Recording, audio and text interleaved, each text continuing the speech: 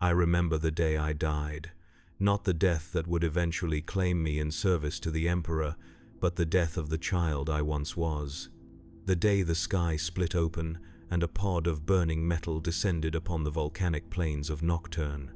The day they found me, a scrawny thing with burns across half my body, clutching a hammer I had forged myself from scraps. The day I became something more than human. They say the first death is the easiest. I have died 1,000 times since, each brother lost, each civilian I could not save, each world left burning in our wake. Small deaths, necessary deaths, the currency with which we purchase what the Imperium calls glory.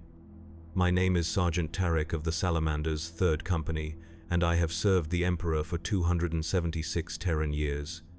I have walked through fire that would melt flesh from bone.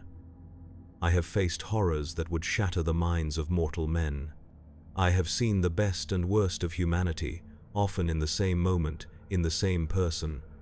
I have been called hero, monster, savior, and butcher. The truth, as always, burns somewhere in between. The first thing they teach you when you join the Salamanders is that fire does not just destroy. Fire purifies, fire forges. The weak metal becomes strong in the flames, the impurities burn away. What remains is harder, more resilient, more useful. But make no mistake, becoming useful is a violent process. My transformation began in the burning halls of Mount Deathfire. I was 12 Terran years old, though on Nocturne, with its harsh and unforgiving cycle of destruction and rebirth, such measurements meant little. I had survived my trial, recovered an artifact from deep within one of the volcanic fissures that constantly threatened to consume our settlements. My lungs were scorched, my skin was blistered, but I had proven myself worthy of consideration. The apothecaries took me apart piece by piece. They replaced my fragile human organs with manufactured marvels of biological engineering. They reshaped my skeleton, lengthened my limbs, expanded my ribcage to accommodate my enhanced physiology. They rewrote the code of my existence at the genetic level with the sacred gene seed of Vulcan himself. I screamed for days, then weeks, then months, until one morning I realized I had forgotten how to scream. I had forgotten the boy I once was. I looked in the reflecting surface of a surgical instrument and saw red eyes staring back at me from coal-black skin. I was reborn in fire. I was no longer human. I was Astartes. I was a salamander. The humans we protect look upon us with awe, with reverence, with fear. They do not understand what we have sacrificed to become their guardians. They see only the glory. They do not see the cost. But I am getting ahead of myself. The story of any space marine is the story of war. Endless war. War without purpose beyond survival. War without hope of victory. War without meaning except that which we carve from it with bolter and blade. But for the sons of Vulcan, war has always meant something different. Something more. For us, there is no glory in battle itself. Glory lies only in the salvation of those who cannot save themselves. My first deployment came 63 years ago on a mining world called Corrigus VII, a backwater planet of little strategic importance but home to 8 billion Imperial citizens. The kind of place the Imperium remembers only when the tithe comes due or when something goes catastrophically wrong. Something had gone catastrophically wrong. The Vox distress signal spoke of rebellion, but what we found was worse, much worse. Genstealers had infiltrated the primary mining colony 3 generations earlier. By the time we arrived, half the planet's ruling class bore the subtle marks of Xenos corruption. Slightly too many joints in their fingers, eyes that reflected light like polished stone, mouths that opened just a fraction wider than they should. I remember standing in the drop pod as it plummeted toward the surface, surrounded by my battle brothers. The veterans wore the resigned expression of men who knew what was coming. The younger ones, like myself, still believed in glory, in heroism, in salvation. Captain Dracus, a warrior with 300 years of service etched into the scars on his face, looked at me with something like pity. "Remember, Brother Tarek," he said, his voice as rough as volcanic stone. "We are the Salamanders. We bring the Emperor's mercy as well as his judgment. Save those who can be saved."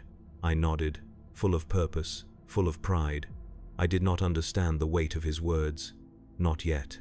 We made planetfall in the capital mining settlement, a sprawling city built into the side of a mountain rich with adamantium ore. The streets were empty. The silence was absolute. 8 million people lived in that city, and not one walked its streets. "Where are they?" Brother Agathon asked, his bolter sweeping across the vacant plaza where we had landed. A sound answered him, a wet, slithering sound that seemed to come from everywhere at once. From the sewer grates, from the darkened windows of hab blocks, from the mining tunnels that fed into the city like arteries. "They are here," Captain Dracus said, igniting his power sword. The blue energy field hummed to life, casting ghostly light across his grim features. "They are all around us." The first wave came from below. The adamantium grates in the streets burst upward as hundreds of bodies surged from the sewer systems. They had once been human, miners, administrators, children.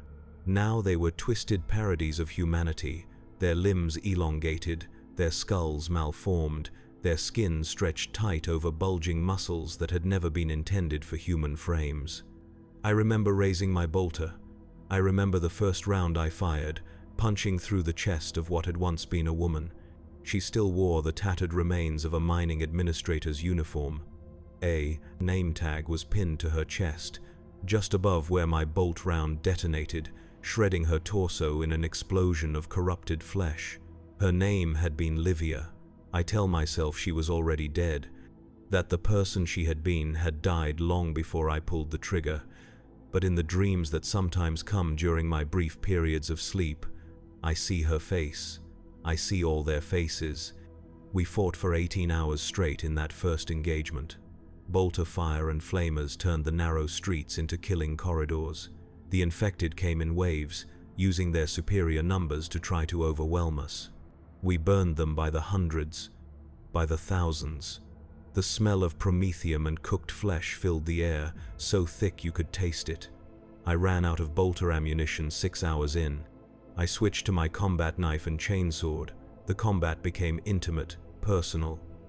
I looked into the eyes of each corrupted citizen as I ended their suffering. Some of them begged, some of them thanked me. By the time night fell, the streets ran black with tainted blood.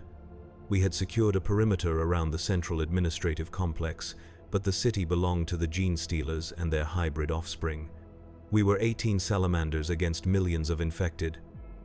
"We should call for exterminatus," Brother Hector said as we regrouped in what had once been a city council chamber. "The planet is lost." Captain Dracus shook his head. "There are 8 billion souls on this world, brother. Not all are infected. We do not condemn the innocent to death if there is any other way." "With respect, Captain," Hector persisted, "we have lost 3 battle brothers already. We cannot cleanse an entire planet with 15 Astartes." "We are salamanders," Dracus replied, and that was answer enough. That night, we discovered there were survivors. Humans who had barricaded themselves in the deep mining tunnels, protected by emergency blast doors designed to contain cave-ins. Nearly 2 million citizens, untainted, terrified, and running out of food and air. This is why we cannot simply burn the world and leave. Dracus told us as we gathered around the Vox unit that had picked up their desperate transmissions. This is what separates us from the other chapters. We remember what we fight for. We spent the next 8 days fighting our way to those mining tunnels, street by street, building by building. Every inch paid for in blood, most of it corrupted, but some of it pure. We lost 2 more brothers in those days. Good men. Warriors I had trained with, fought alongside, shared the sacred brotherhood of the Salamanders with. I remember Brother Caius most clearly. He had been a year behind me in training, a quiet soul with a gift for crafting. His artificer work on power armor was renowned throughout the chapter. He died holding a service tunnel against a wave of gene stealers so that 300 mining families could escape to our extraction point. When we recovered his body, we found that he had positioned himself in death to continue blocking the tunnel. Even in his final moments, he remembered his duty.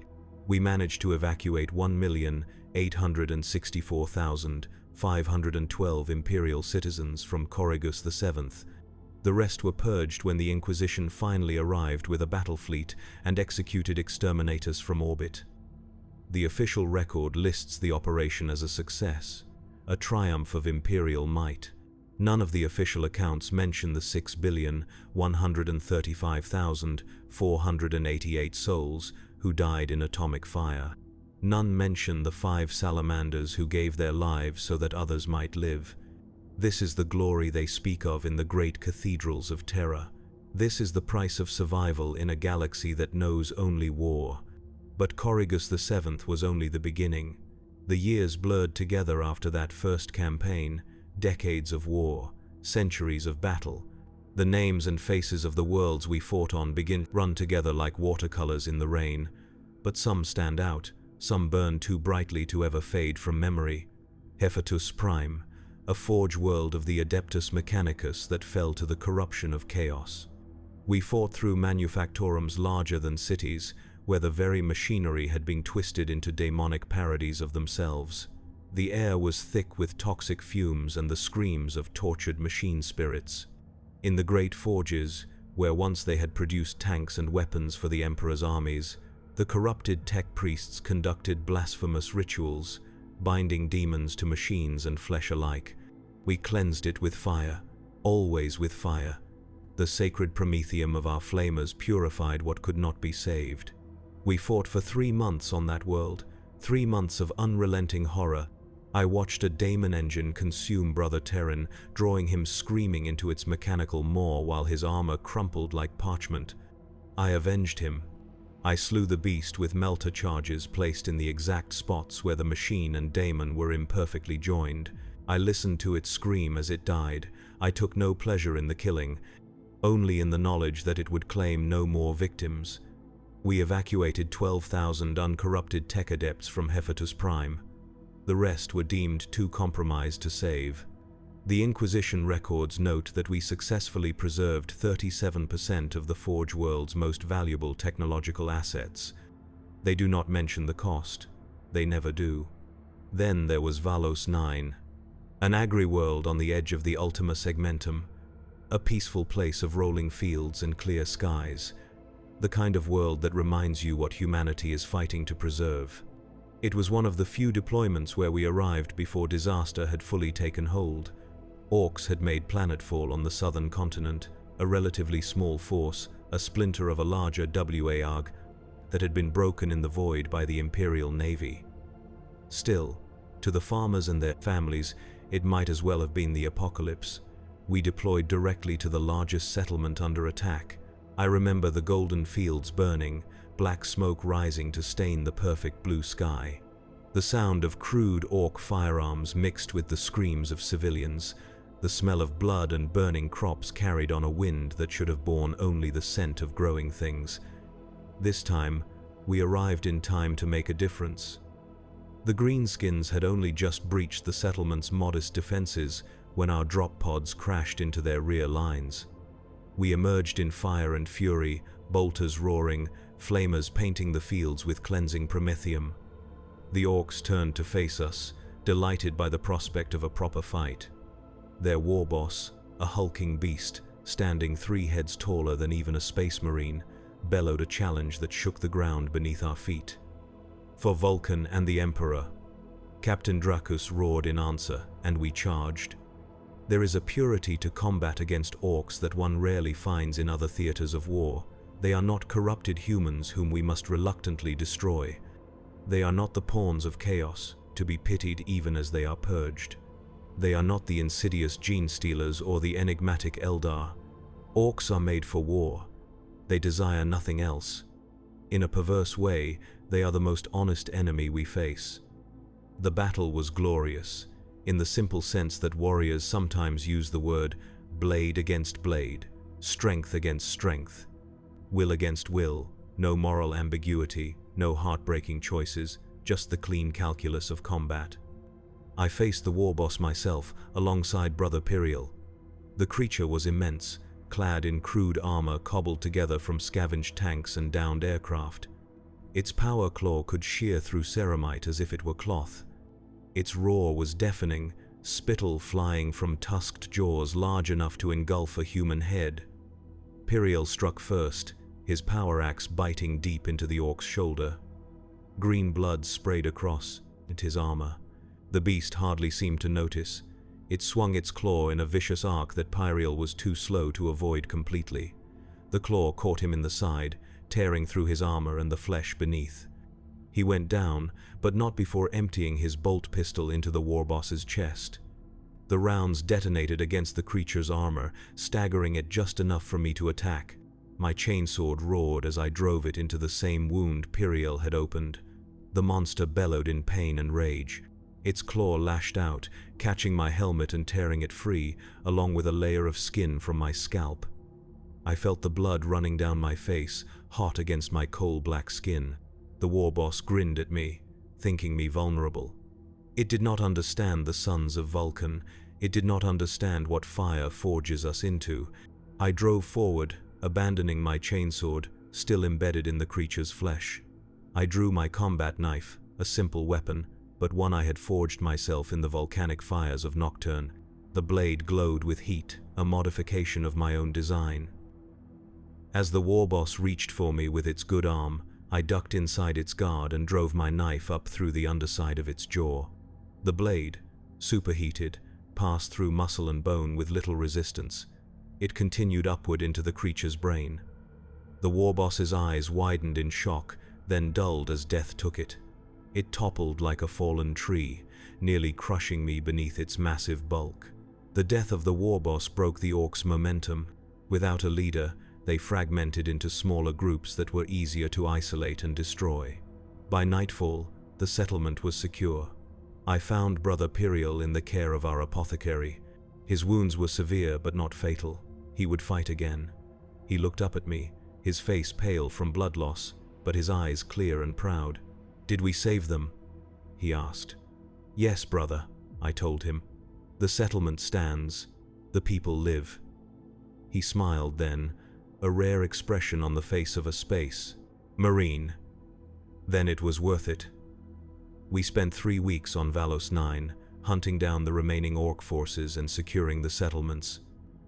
We lost no brothers in that campaign. We saved nearly 3 million Imperial citizens. By any measure, it was a victory. Clean.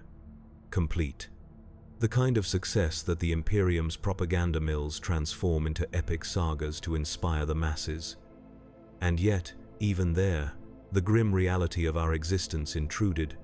On our final day, as we prepared to depart, a young boy approached me as I stood watch at the edge of the primary settlement. He could not have been more than 10 Terran years old. His eyes were wide as he took in my massive form, my battle-scarred armor, my inhuman features.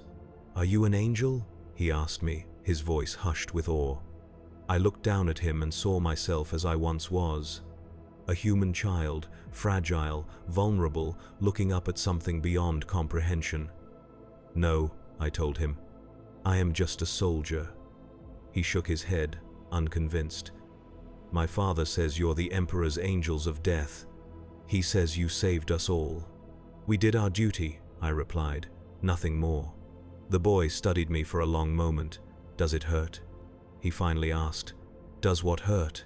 He gestured vaguely at all of me. "Being what you are." I could have lied to him, perhaps I should have, but something in his eyes demanded truth. "Yes," I said. "It hurts every day." He nodded solemnly, as if I had confirmed something he had already suspected. "Thank you," he said. Then he turned and ran back to the settlement, to his family, to his life that would continue because we had done what was necessary. I have often wondered what became of that boy, whether he grew to adulthood in peace, whether the Imperium's endless hunger for soldiers eventually claimed him as it claims all useful things, whether he remembered the truth I told him: it hurts every day. This is the glory they speak of in whispered tones. This is the honor of being one of the Emperor's chosen. This is the price we pay willingly, gladly, for we know no other purpose. But the galaxy is not kind enough to offer many victories as clean as Valos 9. Most often, glory looks like Kepharos 3, a hive world in the Segmentum Tempestus. Billions of souls stacked atop one another in mighty spires that pierced the perpetually smog-choked skies. A world that manufactured chemical weapons for the Imperial Guard, its factories belching toxic waste that turned the rain acidic and the ground barren for 1,000 kilometers in every direction. We came to Kepharos 3 in response to a planetary uprising. The official reports claimed worker revolts had turned violent, threatening the world's vital production of chemical munitions. The truth, as we discovered, was more complex. The planetary governor and his administration had been systematically working the lower hive populations to death. Safety protocols in the chemical plants had been abandoned to increase production. Workers were exposed to lethal compounds without protection. Entire habitation blocks were being sealed off when contamination reached critical levels, their populations left to die in agony rather than receive expensive medical treatment. The revolt began when a group of mid-hive physicians broke imperial law by treating the afflicted workers. When the governor's forces came to arrest them, the people rose up to protect their saviors. It was not rebellion against the Imperium that drove them, but the simple, human desire to live. Not that such distinctions mattered to the bureaucrats who dispatched us. Rebellion is rebellion. Production cannot be allowed to falter. The Emperor's wars must be fed. We made planetfall at the governor's palace, a grotesque monument to excess that sat atop the highest hive spire, above the smog, under clear skies that the lower classes never saw. Governor Malthus greeted us himself, a corpulent man dripping with gold adornments, his skin smooth and pale, untouched by the chemical burns that marked his workers. "Thank the Emperor you've arrived," he wheezed, struggling to bow before Captain Dracus. "The rebels control the lower 60 levels of hives, Secundus and Tertius. They've seized the primary munitorium. Production has fallen 30% in just 2 weeks. The situation is untenable." Dracus regarded the man with the impassive crimson gaze of our kind. "We will restore order," he said simply. The governor smiled, revealing augmetic teeth of gold and platinum. "Excellent. I have prepared tactical layouts of the rebel-held territories. Might I suggest you begin with saturation bombardment of the worker habitation blocks? Break their will early, and the rest will fall quickly." I watched Dracus's face. After 2 centuries of brotherhood, I could read the subtle signs of his disgust that would be invisible to human eyes. "We will assess the situation ourselves," Dracus replied. "The Salamanders do not make war on civilians if it can be avoided." The governor's smile faltered. "These are not civilians, Captain. They are traitors. Rebels. They have violated imperial law and disrupted vital war production." "Nevertheless," Dracus said, his tone making it clear the discussion was over, "we will proceed according to our own tactical assessments." That night, while the governor hosted a feast in our honor that none of us attended, we sent infiltration teams into the lower hives. I led one such team, moving through maintenance tunnels and waste disposal chutes to bypass the rebel barricades. We wore stripped-down armor, carrying minimal weaponry to remain mobile in the cramped confines of the underhive. What we found confirmed our suspicions.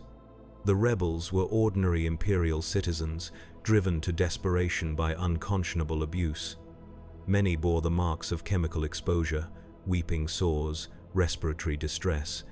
Children born with mutations that had nothing to do with chaos and everything to do with industrial toxins. Their leaders were not radicals or malcontents. They were shift supervisors, Medicaid personnel, maintenance technicians, people who had simply decided that survival was worth fighting for. I observed a makeshift hospital established in what had once been a reclamation plant. Hundreds of patients lay on improvised beds, attended by exhausted medical staff working with scavenged equipment. Among them moved a woman who seemed to be coordinating the efforts. She was small, even by human standards. her body thin and angular. Chemical burns covered the left side of her face, twisting her features into a permanent grimace. Yet there was a quiet dignity in how she moved from patient to patient, offering what comfort she could. I watched her for an hour from the shadows. I saw her hold the hand of a dying man as he drew his last breath. I saw her comfort a child whose lungs had been so damaged by chemical exposure that each breath was an agony. I saw her organize the distribution of the pitiful supplies they had managed to hoard. I returned to our command post with my report. Captain Dracus listened in silence as I detailed what I had seen. "What would you recommend, Brother Tarek?" he asked when I had finished. It was a test. I knew it then, just as I know it now. A test of whether I truly understood what it meant to be a salamander. "We should negotiate," I said. "These people do not seek to overthrow the Imperium, they seek only to survive. If the governor would implement proper safety protocols, provide adequate medical care, and grant amnesty to those who have risen up, I believe they would return to work willingly." Dracus nodded, a faint smile touching his lips. "And if the governor refuses? Then we should remove him," I said, the words tantamount to heresy. "For the good of the Imperium. A dead world produces no munitions. A workforce worked to death leaves no one to train the next generation. What is happening on Kepharos 3 is not just immoral, it is inefficient." Dracus laughed then, a sound so rare among our kind that several battle brothers turned to stare. "Well reasoned, Brother Tarek. You speak as Vulcan would. The greatest good for the greatest number, while never forgetting the value of each individual life." His expression grew serious again. "Unfortunately, we lack the authority to remove a planetary governor, no matter how deserving. But perhaps there is another way." The next morning, Captain Dracus presented Governor Malthus with a proposal. The Salamanders would end the rebellion, but on our terms. We would guarantee worker safety reforms, medical treatment for the injured, and amnesty for all but the highest rebel leaders. In exchange, the workers would return to their posts, and production would resume. The governor was apoplectic. "You overstep your authority, Captain. You were sent here to crush this rebellion, not to negotiate with traitors." "We were sent here to restore order and resume production," Dracus replied calmly. "This is the most efficient way to achieve both objectives." "I will report this to your chapter master," the governor sputtered. "To the sector lord, to the Inquisition itself." "You are welcome to do so," Dracus said. "In the meantime, we will proceed with our plan, unless, of course, you wish to reclaim the lower hives yourself." The governor had no response to that. His own forces had proven woefully inadequate against the determined resistance of people with nothing left to lose. Without the Salamanders, he had no way to regain control. "Very well," he finally spat. "Do it your way, but I will remember this, Captain. The Adeptus Astartes are not beyond the reach of imperial justice." Dracus bowed slightly, the gesture containing not an ounce of respect. "We count on it, Governor." We made contact with the rebel leaders that same day. I was part of the delegation that entered their territory under a flag of truce. We came in full armor but with our weapons holstered, a show of both strength and restraint. They received us in the same makeshift hospital I had observed earlier. The woman with the chemical burns stood at the front of their group, her chin held high despite the fear that must have filled her at the sight of 5 space marines in full battle plate. "I am Captain Dracus of the Salamanders," my commander said, his deep voice echoing in the cavernous space. "We have come with a proposal to end this conflict." The woman stepped forward. "I am Vasha Kain, elected speaker for the Coalition of Worker Safety. We did not seek conflict, Captain. We sought only to live." "So I have been told," Dracus replied. "And that is why we are here. Not to destroy you, but to find a path forward." He outlined our proposal. Safety reforms, medical treatment, amnesty, a return to work under humane conditions. The rebel leaders listened in stunned silence. They had expected death. They had steeled themselves for martyrdom. They had not expected compassion from the Emperor's angels of death. Why? Varsha finally asked. "Why would you help us? We are nothing to the Imperium." "You are everything to the Imperium," Dracus corrected her. "You are its lifeblood, its foundation. Without loyal citizens willing to toil and sacrifice, the Imperium is nothing but empty cathedrals and meaningless rituals. And if Governor Malthus reneges on these terms once you have departed?" another leader asked. "He will not," I said, speaking for the first time. "Because we will not depart. Not all of us. I will remain on Kepharos III with a small detachment. We will ensure the terms are met." It was not a decision I had discussed with Captain Dracus beforehand. It was presumptuous of me to offer, and yet, when I glanced at my commander, I saw approval in his eyes. "Brother Sergeant Tarek speaks with my authority," he confirmed. "The Salamanders do not abandon those under their protection." Varsha studied us, her one good eye narrowed in suspicion. "And what do you want in return?"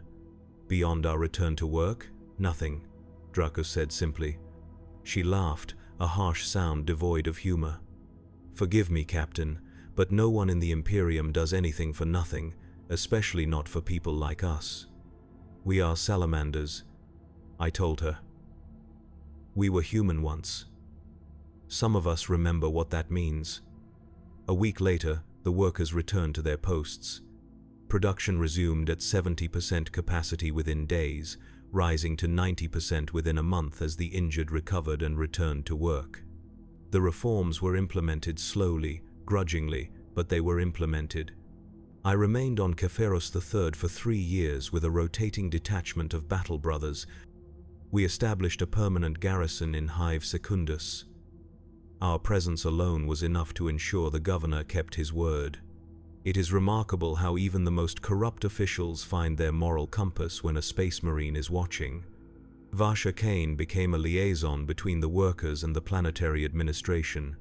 Her burns never healed, but her spirit never broke. She visited our garrison once a month to provide updates on conditions in the hives. Over time, a cautious respect developed between us. During my final month on Kepharos III, before I was to rejoin my company for deployment to another war zone, she brought me a gift. It was a simple thing, a worker's medallion cast in bronze, the kind given to those who survive 30 years in the chemical plants. "This was my father's," she told me, placing it in my massive hand, where it looked like a child's toy. "He died of lung rot 2 days before the rebellion began. His death was the spark that lit the flame." "I cannot accept this," I said, trying to return it. "It is your legacy." She closed my fingers around the medallion. "And now it is part of yours. So you remember why you fight, not for glory, not for the Imperium, but for people like my father, who live and die in darkness so that others might see the light." I kept the medallion. I wear it still, on a chain around my neck, beneath my armor where only I know it exists. A reminder that glory is not what the Imperium says it is. Glory is in the lives we save, not the lives we take. But for every Kepharos III, there are a dozen worlds where we cannot find such clean resolutions. Where the corruption runs too deep, the threat is too great, or time simply runs out. I think of Delanos II, where a warp storm breached the veil between realities and flooded an entire continent with the raw stuff of chaos. We fought for 6 weeks to evacuate as many civilians as possible before the corruption became irreversible. In the end, we saved less than 3% of the population. We were forced to burn the rest with holy promethium, their screams following us as we lifted off in the final gunships. Not because they were heretics who deserved death, but because what they would become would threaten countless other worlds. I think of the death of Captain Dracus on the forge moon of Helios Secundus. He fell defending a cohort of Skitarii who had been cut off from their main forces by a Necron advance. The machine men he died protecting barely acknowledged his sacrifice, seeing it as merely the optimal tactical decision rather than the act of heroism it was. His body was recovered, his gene seed harvested, but the records of the Adeptus Mechanicus make no mention of the Space Marine captain who gave his life for their troops. I think of the schism on Avaran 5, where rival imperial cults came into conflict over interpretations of the imperial creed. Both sides claimed to be the true servants of the emperor.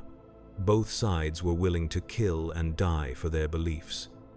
We were sent not to judge the theological dispute, but simply to end the violence that threatened the planet's production of adamantium. I led that mission myself, having been promoted to sergeant after the death of Captain Dracus. It was my first command, and I was determined to honor his memory by finding a solution that minimized the loss of life. I spent weeks in negotiations, trying to find common ground between the warring factions. In the end, I failed. The hatred ran too deep, the conviction was too strong. When the fighting resumed, despite my best efforts, we were ordered to support the faction favored by the ecclesiarchy, regardless of the merits of their theological position. We killed thousands of men and women whose only crime was a slightly different interpretation of how best to worship the same emperor. I remember the face of High Deacon Solus, the leader of the faction we were ordered to suppress. As I led him to his execution, he looked at me not with hatred, but with pity. "You know this is wrong," he said quietly, too quietly for anyone but a space marine to hear. "You know in your heart that we are faithful servants of the Emperor." "It does not matter what I know," I replied. "Only what I must do." "And that, my son," he said, "is why the Imperium will one day fall, not from external enemies, but from within. When good men obey bad orders without question, evil triumphs. I executed him myself, a clean death, as painless as I could make it. I told myself it was a mercy. I told myself I was just following orders. I told myself many things in the dark nights that followed. None of them brought comfort. This is the glory they speak of in hushed tones. This is the honor of the Space Marine. This is the burden we bear in silence. Yet still we endure. Still we fight. Still, we try to remember the human hearts that beat beneath our transhuman physiology. This, more than anything, is what separates the sons of Vulcan from our brother Astartes in other chapters. We refuse to forget our humanity, no matter the cost. It is a cost paid in pain, in doubt, in nights spent staring into the darkness, questioning choices made and lives taken. Other chapters do not suffer so. The Ultramarines have their codex to guide them, their certainty in procedure and protocol. The Space Wolves have their resigned sagas, their celebration of glory in battle. The Imperial Fists have their stoicism, their emotional detachment from the horrors they witness and inflict. But we Salamanders carry each death, each failure, each compromise as a burning coal in our hearts. And like the forges of Nocturne, those burning coals both wound us and strengthen us. I have served as sergeant for nearly 4 decades now. In that time, I have led my battle brothers through campaigns that would break the spirit of lesser warriors. I have made decisions that haunt me still. I have watched good men die following my orders. I have ordered the deaths of millions when no other option remained. And yet, I have also witnessed moments of such profound humanity that they sustain me through the darkness. On Tartarus Prime, amid a brutal campaign against Chaos cultists, I found a child hiding in the ruins of what had once been a schola. A girl of no more than 6, clutching a singed stuffed animal, covered in ash and blood not her own. She should have been terrified of me, this massive, inhuman figure in scorched battleplate. Instead, she reached up to me with absolute trust, as if she had always known I would come for her. I carried her for 3 days through active war zones, her tiny form cradled in arms designed to crush and kill. My battle brothers modified their tactics without question, taking greater risks to protect this single, insignificant life. By any cold calculus of war, we should have abandoned her. One child against the strategic objectives of the campaign, one life against the billions that would be lost if we failed. But we are Salamanders. We do not make such calculations. We delivered her to a refugee transport bound for a safer system. I never learned her name. She never spoke a word during those 3 days. But as I handed her over to the care of the refugee coordinator, she pressed her stuffed animal into my hands. A final gift. a gesture of trust and gratitude that no tactical victory could ever match. I keep it still, that scorched toy, alongside the worker's medallion from Kepharos 3, small reminders of why we fight, of what victory truly means. There was Veritas 4, a feudal world where technological regression had left the population vulnerable to a particularly virulent plague. We came not as warriors, but as saviors, escorting Medicae ships and supplies. My squad spent months traveling from settlement to settlement, establishing field hospitals, distributing treatments, burning the dead with reverence rather than contempt. The locals called us the Black Angels. They built shrines to us in their primitive settlements. They sang hymns about our mercy. It made my battle brothers uncomfortable, this worship. It is not glory we seek. But it was the first campaign in decades where we did not have to take a single human life, where every action served only to protect, to preserve, to save. When we departed Veritas 4, the planetary governor presented each of us with a pendant carved from native wood, a stylized flame that represented both our chapter and the new hope we had brought to a dying world. Such trinkets would be meaningless to most Astartes. But we, Salamanders, value these connections to those we protect. These tangible reminders that our endless war has purpose beyond mere survival. But for every Veritas 4, there is a Caelus Tertius, a world so thoroughly corrupted that no salvation is possible, only purification. Caelus Tertius was an industrial world devoted to the manufacture of sentinel walkers and other light vehicles for the Imperial Guard. Its pollution-choked atmosphere and vast factory complexes made it indistinguishable from 1,000 other such worlds scattered throughout the Imperium. What made Caelus Tertius unique was the nature of the corruption that took root there, not the familiar taint of chaos with its obvious mutations and blasphemies, not the infiltration of gene stealers with their telltale signs. For those who know how to look, something subtler, something older. The first indication that something was wrong came when sentinel shipments to frontline guard regiments began arriving empty.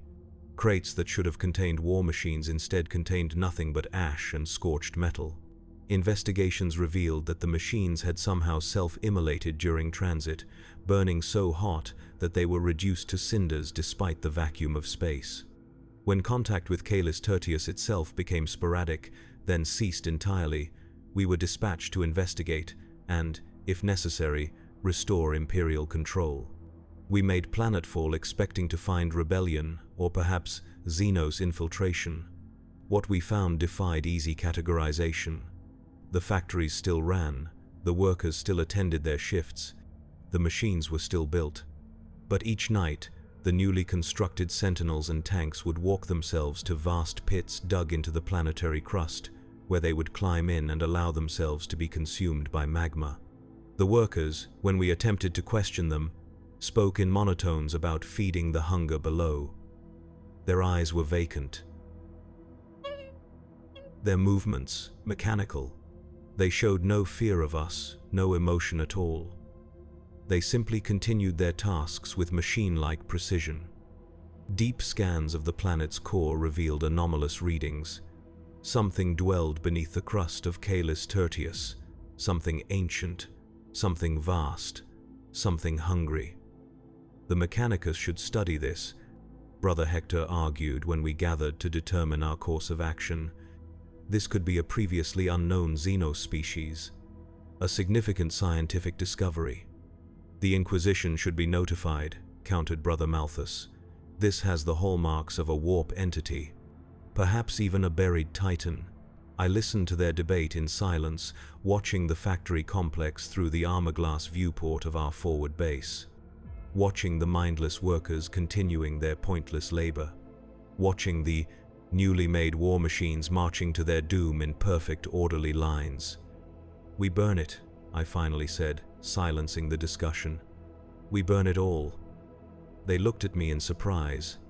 Of all our brotherhood, I was known as the most likely to seek alternatives to destruction, to look for the path that preserved life, even at additional risk to ourselves. It was a reputation I had earned over centuries of service, through countless campaigns where I had argued against the expedient solution in favor of the human one. "Explain your reasoning, Brother Sergeant," Hector said, his tone respectful despite his obvious disagreement.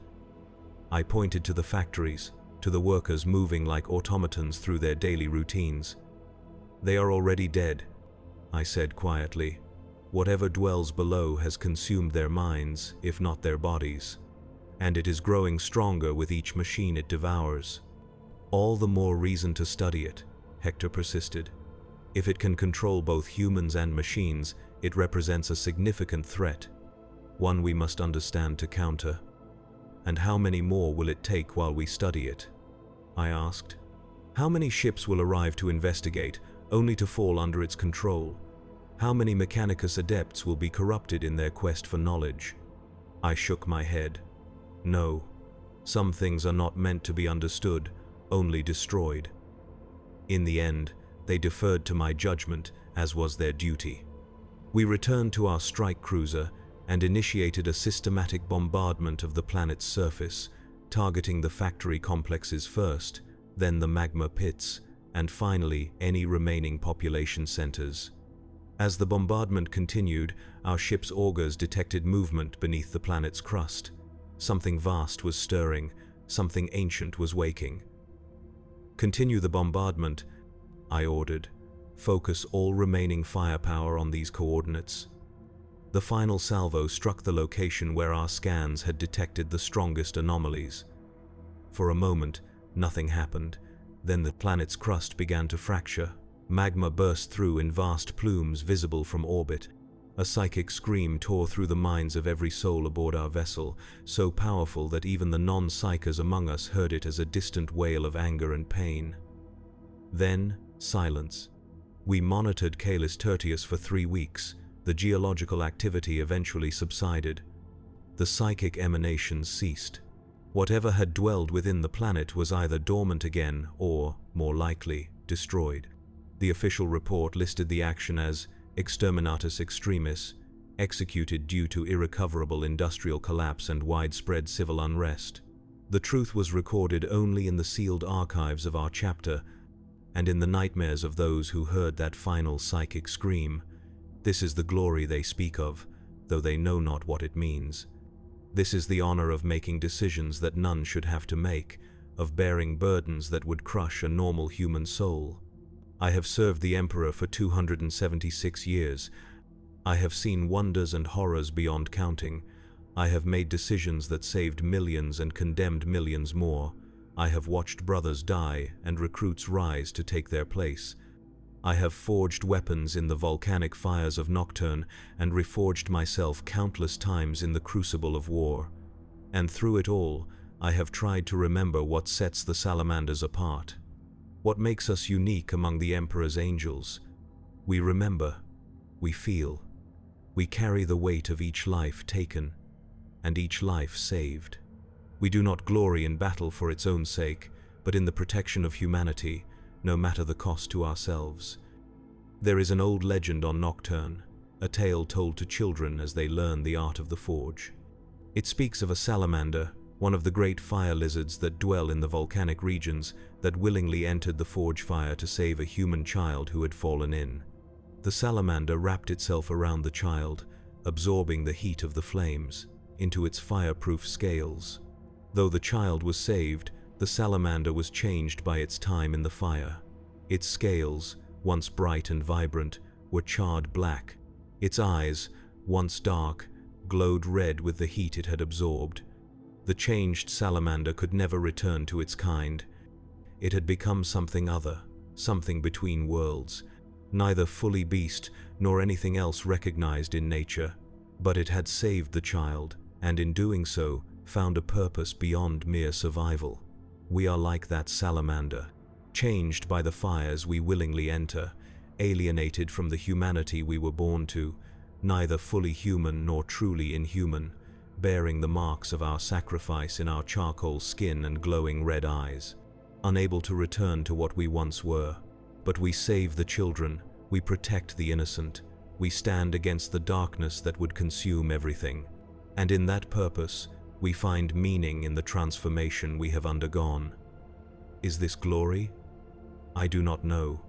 I know only duty and brotherhood and the fire that forges us all. There is a sculpture in the great hall of our fortress monastery on Nocturne. It depicts Vulcan, our Primarch, not in battle, but kneeling to lift a fallen child from the ashes of war. His massive form, wrought in adamantium and onyx, curls protectively around the small bronze figure of the human infant. His face, so like and unlike our own, bears an expression of profound compassion. When new recruits enter our chapter, before their transformation begins, they are brought to stand before this sculpture. They are told the story of Vulcan's compassion, of his unwavering commitment to the protection of humanity. They are asked a single question: are you willing to burn so that others might live? Only those who understand the true meaning of the question are accepted. Only those who grasp that the glory of the Salamanders lies not in victory, but in sacrifice, are worthy to join our ranks. I stood before that sculpture over 2 centuries ago, a frightened boy from the ash wastes of Nocturne, and answered yes, without fully understanding what I was agreeing to. I understand now. I understand the glory and the burden of being a son of Vulcan. The fire consumes us all in the end. But what we protect from the flames, that is our true legacy. That is the glory that matters. Not the tales told in imperial propagation halls, not the honors bestowed by distant lords who have never seen true combat, but the lives that continue because we were willing to place ourselves between humanity and all that would harm it. I am Sergeant Tarek of the Salamanders, and I have died 1,000 deaths in service to the Emperor. Each brother lost, each civilian I could not save, each world left burning in our wake. Small deaths, necessary deaths. But I have also lived 1,000 lives, each child rescued from the rubble of war, each world protected from the darkness, each moment of compassion in a galaxy that knows only cruelty. That is the paradox of our existence, that is the truth behind the glory they speak of. We die every day so that humanity might live. We burn so that others might know warmth without destruction. We enter the fire willingly, knowing it will change us, scar us, mark us forever as something other than human. And we would choose it again, every time. For we are the Salamanders, sons of Vulcan, forged in fire, tempered in battle, shaped by compassion. And though the galaxy burns around us, though the enemies of humanity are beyond counting, though the cost of victory grows ever steeper, we will stand into the fires of battle, unto the anvil of war, for the Emperor, for humanity, for the chance that somewhere a child might grow to adulthood never knowing the horrors we have witnessed. That somewhere our sacrifice makes possible a life of peace rather than endless war. That, brother, is glory.